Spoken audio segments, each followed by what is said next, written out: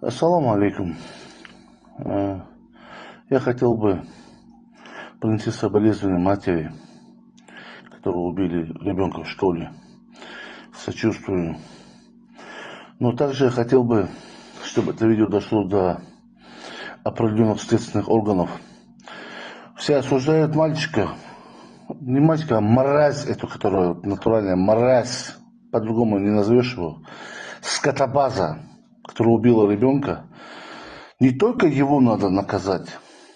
Я прошу привлечь к уголовной ответственности всю русскую общину представителей, лидеров, которые подстрекали день за днем, час за часом на своих собраниях, мрази, где собираются, твари конченые, да, вот нацисты, терпилы, которые всю жизнь были терпилами и собрались в петушатнике, что привлекли к ответственности Мишу Мавашу, Максим Дивнич, этого третьего Мюнхгаузен со своими усами и всех остальных. Конкретно нужно их привлекать к уголовной ответственности, потому что это они капали день за днем. Есть такая старая пословица: капля за каплей булыжник трескает. Вот так же они капали ежедневно, ежечасно на своих собраниях о том, что это чурки, они не люди, мы высшая раса. Прошу следственные органы обратить на это внимание. И все, кто находится в русской общине, всех поставить на учет МВД. Всех без исключения.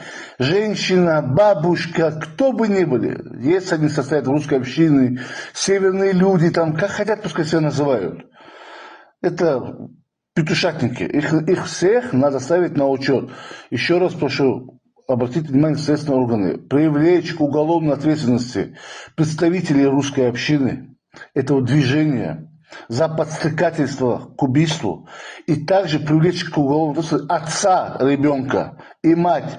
Не может быть такого, что они об этом не знали, что они не обсуждали, эта речь, тема дома не шла. Не может этого быть, так как их отец сам является представителем этого петушатника русской общины. Прошу привлечь и поддержать, также распространить, чтобы дошло до следственных органов.